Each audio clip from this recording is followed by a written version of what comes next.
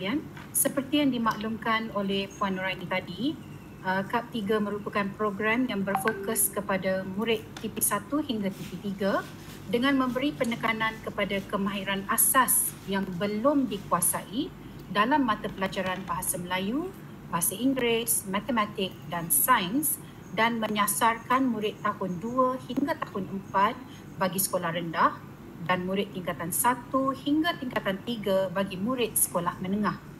Murid tahun 5 dan tahun 6 digalakkan melaksanakan KAP 3 mengikut keperluan, manakala murid tingkatan 4 dan tingkatan 5 meneruskan pembelajaran seperti biasa. Suka diingatkan, KAP 3 boleh dilaksanakan dalam tempoh maksimum, maksimum 4 minggu dan aktiviti boleh dilaksanakan secara individu, berkumpulan atau set mengikut keupayaan sekolah. Tuan-tuan dan puan-puan ada dengar tadi kan? Strategi yang dicadangkan adalah menggunakan pendekatan terbeza. Pendekatan terbeza, pedagogi terbeza, PDP terbeza, pembelajaran terbeza. Semua terma ini membawa maksud yang sama. Sebelum slot seterusnya, jom kita bugarkan sedikit pemahaman kita tentang pedagogi terbeza sedikit ya. Pedagogi terbeza adalah pendekatan pengajaran yang melibatkan guru secara proaktif menjangka dan bertindak terhadap keupayaan murid yang pelbagai dalam sesi PDP. Pedagogi terbeza boleh dilaksanakan dengan menggunakan sekurang-kurangnya satu daripada 4 aspek, iaitu kandungan atau konten, apa yang dipelajari oleh murid, proses bagaimana murid belajar, produk bagaimana murid mempamerkan tahap penguasaan, dan persekitaran, suasana yang membantu pembelajaran murid. Dalam konteks pelaksanaan KAP 3, pedagogi terbeza dilaksanakan berdasarkan tahap penguasaan murid yang telah dikenal pasti untuk diberi kemahiran asas yang sewajarnya untuk 4 mata pelajaran yang telah disebutkan tadi. Okey? Aktiviti akan kita gunakan untuk mengukuhkan kemahiran asas murid. Atau untuk lebih kita faham lagi, kita katakan pelbagai aktiviti PDP yang berfokus kepada kemahiran asas yang belum dikuasai oleh murid kita. Siapakah kumpulan sasaran yang kita dalam catch-up plan 3 ini? Jadi sasaran kita kali ini ialah murid yang berada di TP1, TP2 dan TP3 serta murid yang belum atau tidak ditaksir lagi.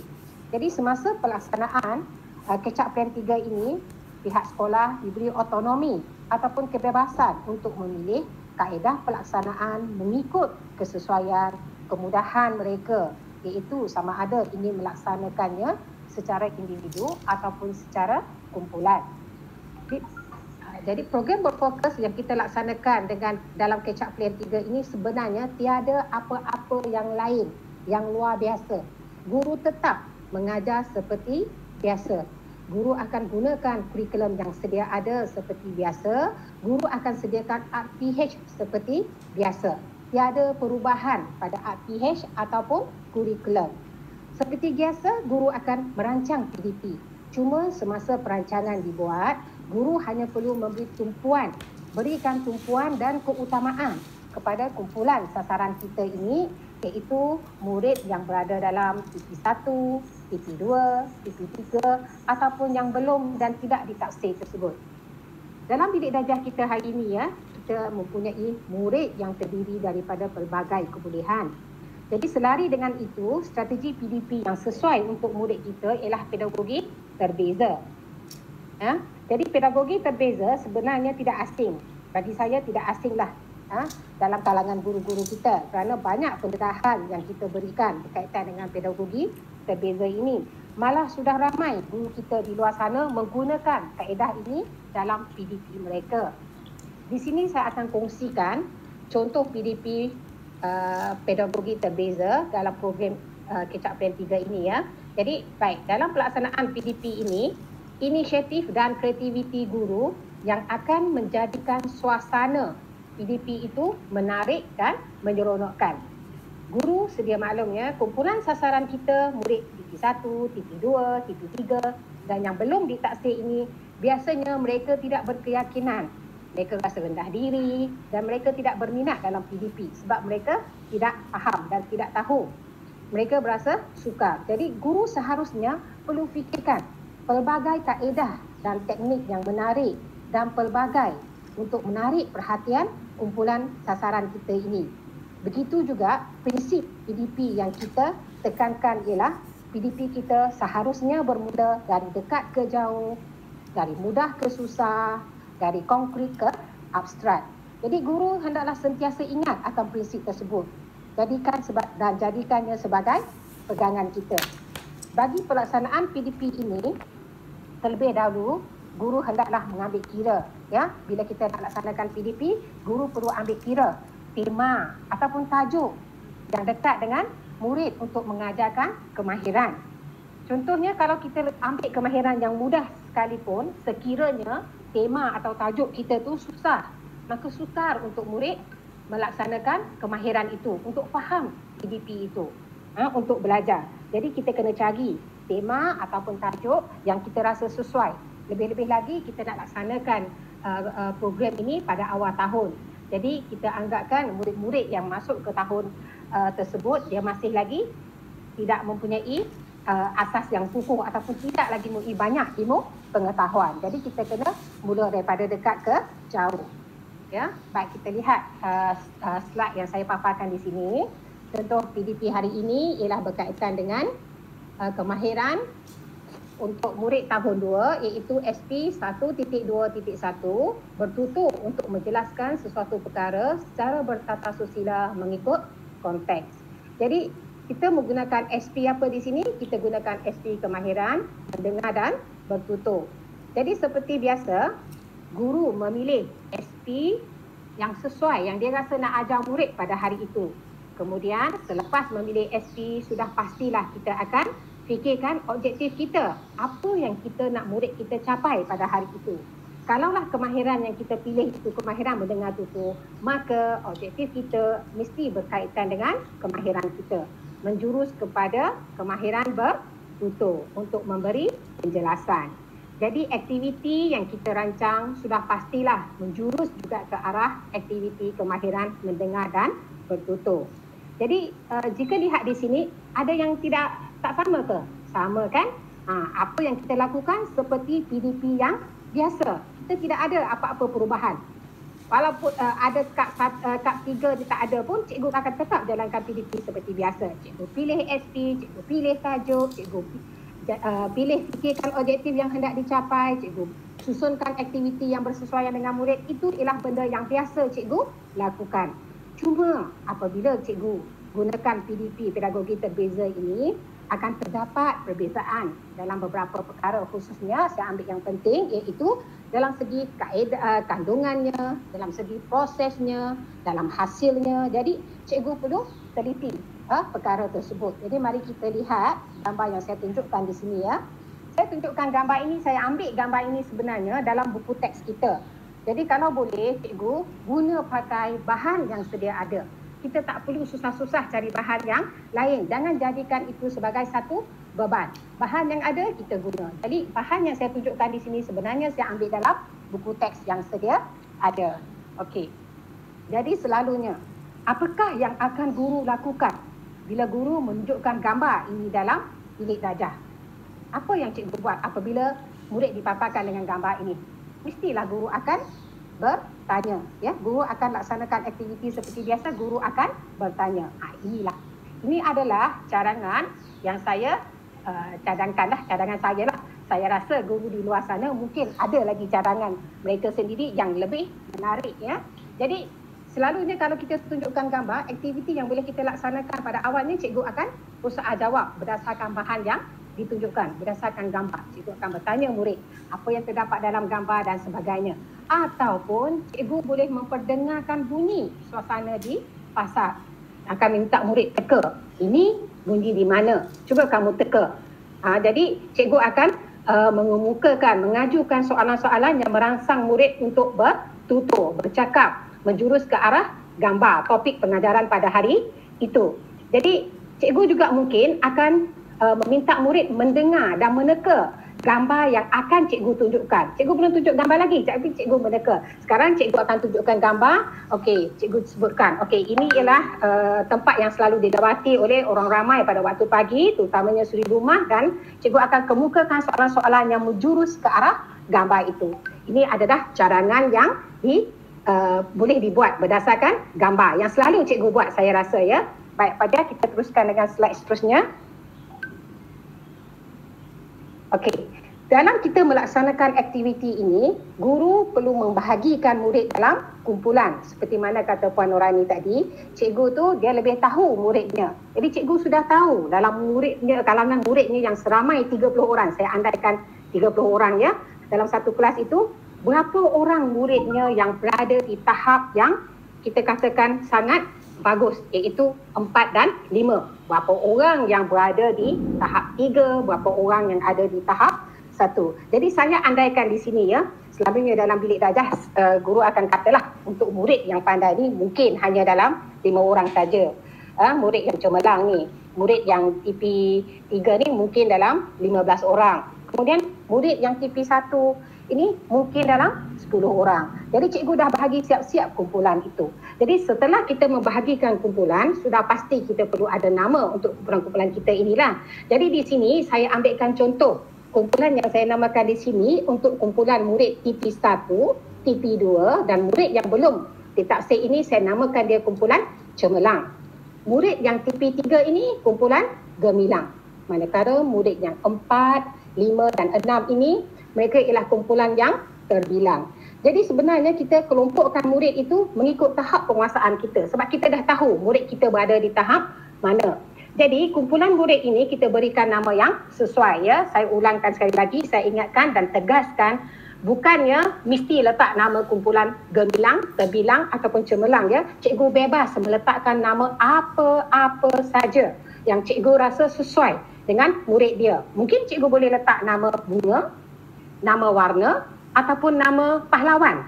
Sekiranya ramai murid dia dalam kelas itu ialah murid lelaki, ataupun bebas kepada cikgu ya. Kebebasan itu diberi kepada cikgu. Kita tak tetapkan mesti letakkan kumpulan tu, kumpulan ini. Dan saya rasa guru di luar sana tak perlu saya katakan namakan kumpulan. Sebab cikgu dah buat pun.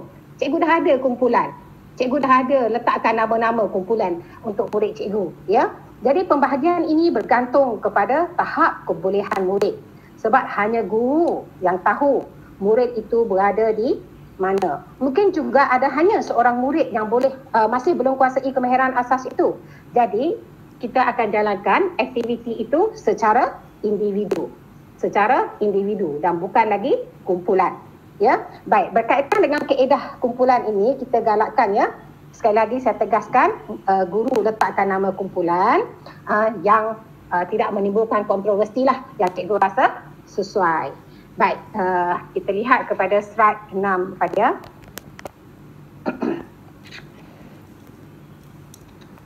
Slide seterusnya Fadia.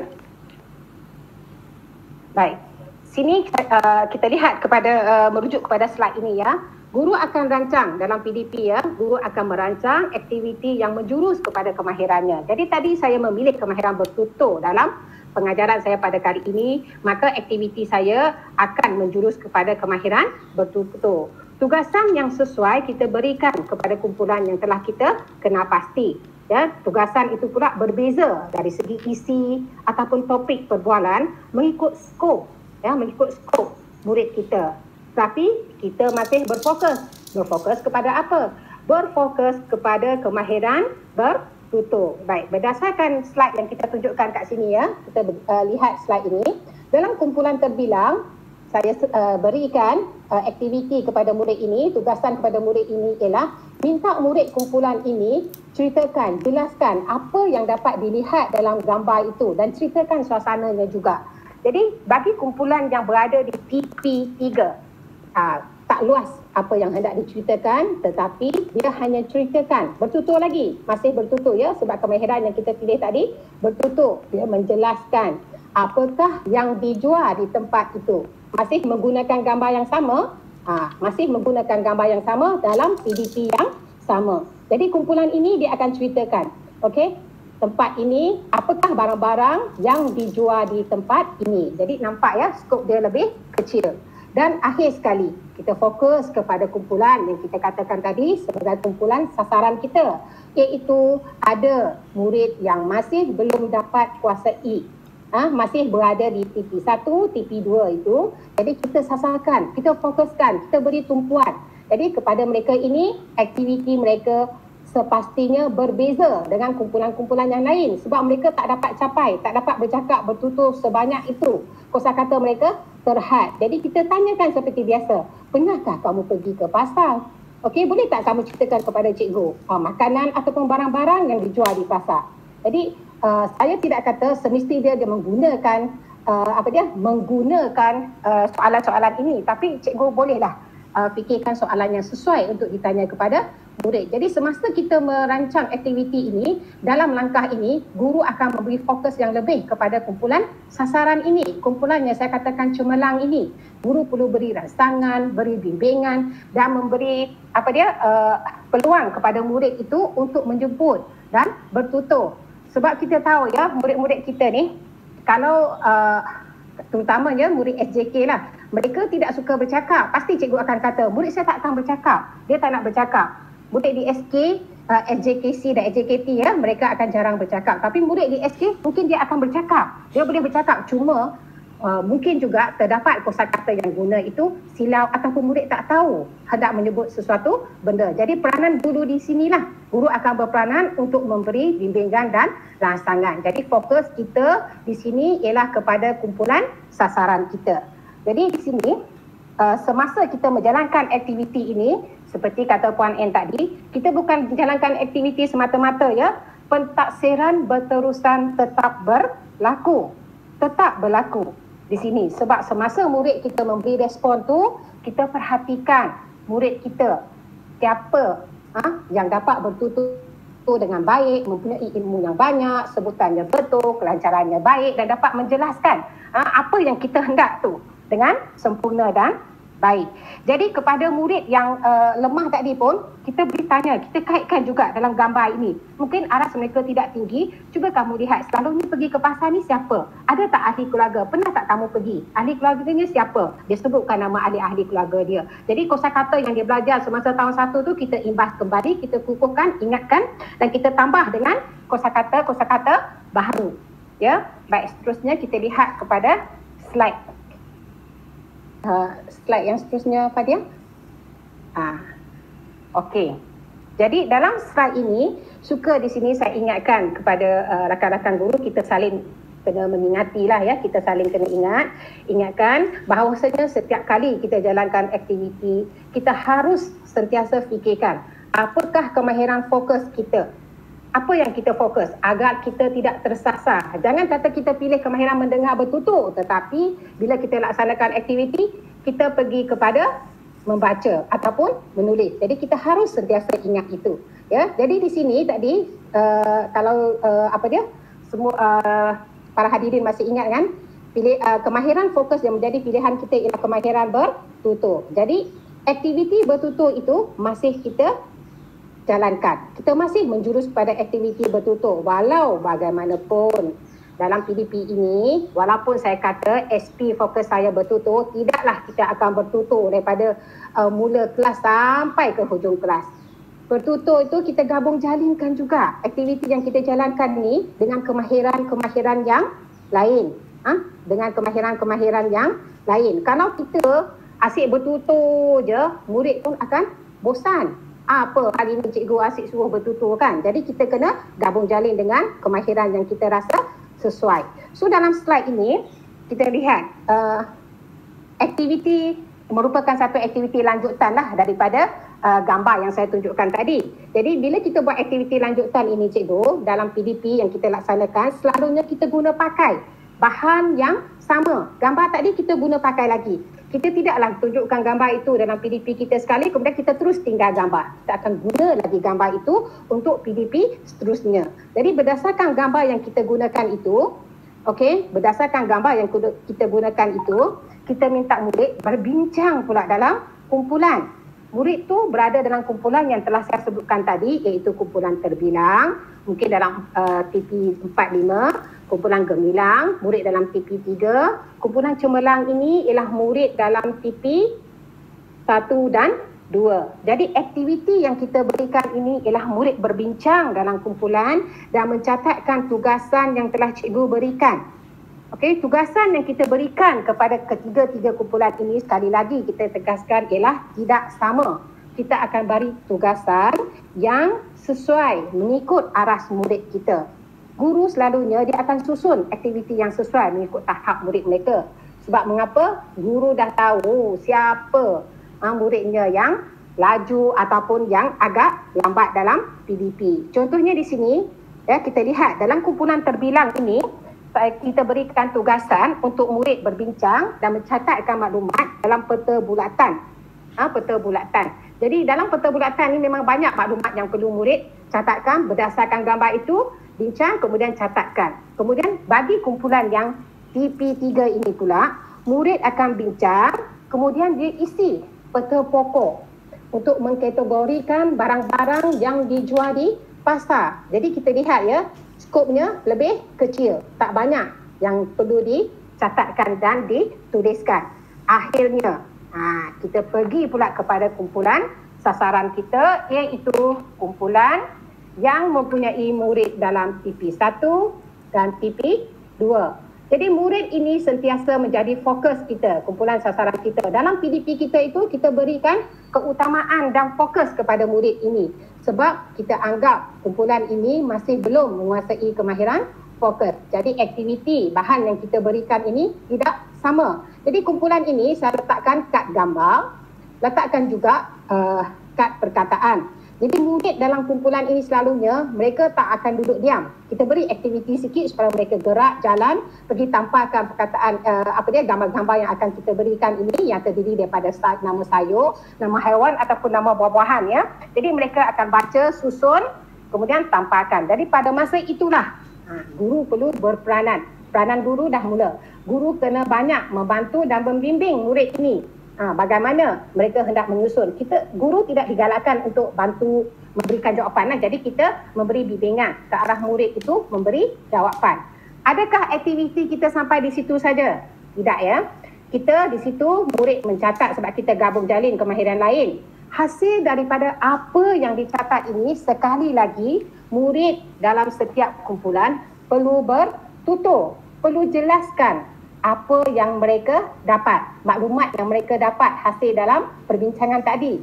Bentangkan, katakan yang kumpulan TP 4 hingga 5 itu, mereka akan bincangkan, mereka akan jelaskan suasana di pasar itu daripada awal sampai akhir, apa yang mereka dapat, bermula daripada mungkin tempat, barang yang dijual, suasana dan sebagainya. Manakala kumpulan yang sederhana ini akan membentangkan barang-barang yang terdapat di pasar. Dan kita terus kepada kumpulan yang kita sasarkan itu, mereka pula menyusun jenis buah-buahan, nama sayur dan juga nama haiwan lah, saya kategorikan sebagai haiwan ya, yang terdapat di pasar. Jadi murid-murid ini, mereka akan pilih gambar, mereka akan baca perkataan. Jadi di situ berlaku ya, literasi itu untuk kita kukuhkan kemahiran literasi, mereka berbincang, mereka membaca, mereka kenal berdasarkan gambar, mereka tampakkan. Dan dalam masa yang sama, mereka perlu bercakap berdasarkan gambar yang telah mereka tampakkan, yang telah disusun oleh murid ini. Jadi sebenarnya kalau kita lihat di sini, ada yang tak sama tak? Tak ada kan? PDP tetap berjalan seperti biasa. Tidak ada apa-apa yang tidak sama. Seandainya dalam kelas itu kalau kita mempunyai bilangan murid yang seorang saja yang kita rasa belum capai TP3, maka PDP kita jalankan secara individu. Secara individu, tidak dalam kumpulan. Bergantung kepada bilangan murid yang kita ada. Jadi pemerhatian berlaku tak semasa kita menjalankan aktiviti ini? PBD berlaku tak dalam aktiviti ini? Berlaku. Ya, PBD tetap berlaku sebab semasa murid bertutur memberikan jawapan itu, cikgu akan memerhati murid-murid ini. Jadi inilah contoh yang saya katakan tadi ya. Kita lihat contoh lembaran aktiviti yang diberikan kepada kumpulan ini adalah berbeza. Ini untuk peta bulatan ni kita berikan kepada murid yang mencapai tahap 4, 5 dan 6. Yang peta pokok pula kepada murid yang dalam TP 3 untuk mereka isi. Jadi suasana pembentangan itu nanti bukan saja memerlukan murid beri contoh ya. Kita lihat kepada murid yang berada di TP3 ni, yang peta pokok ni, sekiranya dalam pembentangan itu murid ini dia boleh ceritakan lebih daripada apa yang kita minta. Maksudnya dia boleh pergi lebih jauh lagi. Maka kita perlu fikirkan dah. Adakah murid kita ini memang berada di TP3 ataupun dalam pelajaran yang akan datang cikgu boleh fikirkan murid ini boleh kita letakkan di TP4. Dia tidak lagi berada di situ. Begitu juga dengan murid kita yang berada di TP1 dan TP2 ya. Jadi sentiasa kita kena ingatkan aktiviti pengajaran kita berulang-ulang. Saya hanya tunjukkan satu contoh saja di sini, PDP. Tetapi nanti dalam masa tempoh mungkin 1 minggu, 2 minggu, 3 minggu dan 4 minggu, banyak kemahiran yang telah cikgu ajar. Jadi sepanjang masa tu cikgu kena sentiasa memerhatilah melihat perkembangan murid kita. Di mana adakah mereka sudah mencapai sudah menguasai kemahiran asas yang kita masukkan tadi, maka kita akan alihkan murid kita itu supaya dia tidak berada di tahap tersebut lagi. Baik, kita lihat kepada ni. Jadi jelaslah di sini ya. Ini adalah contoh ya, contoh kepada murid yang kita katakan TP1 dan 2 ini kita beri bahan yang berbeza. Mereka susun berdasarkan gambar ataupun kataan dan mereka jalankan aktiviti tampal, baca, susun. Kemudian kita minta mereka bercakap juga sebab fokus kita ialah kemahiran bertutur. Okey, baik di sini PDP-nya seperti biasa.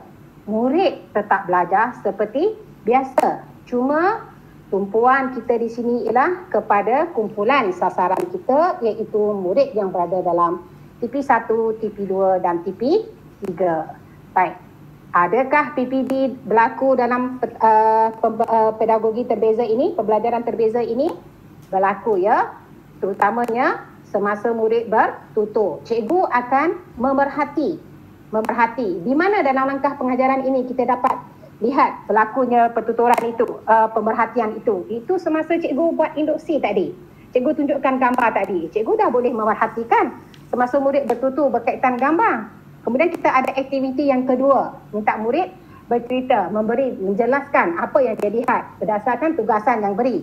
Kita dapat lihat dari respon murid, jawapan mereka, kosakata mereka, kelancaran mereka, sebutan mereka, intonasi mereka dan bertata susila mereka itu. Jadi dengan kata lain, tiada sebarang perubahan dengan PDP yang lama. Ya, PDP program berfokus kita ini sebenarnya bertujuan untuk mengukuhkan kemahiran asas kumpulan sasaran kita. Jadi sebenarnya tiada apa-apa yang lain melainkan cikgu mengajar seperti biasa. Tumpuan kita adalah kepada kumpulan murid yang menjadi sasaran kita untuk mengukuhkan lagi tahap literasi mereka dan pentaksiran tetap berlaku seperti biasa. Jadi saya rasa setakat ini saja perkongsian saya dalam mata pelajaran Bahasa Melayu Sekolah Rendah pada hari ini. Saya harap cikgu jelas dan faham dengan sedikit maklumat dan perkongsian yang saya terangkan tadi. Terima kasih. Terima kasih Puan Chin di atas taklimat yang sangat jelas sebentar tadi.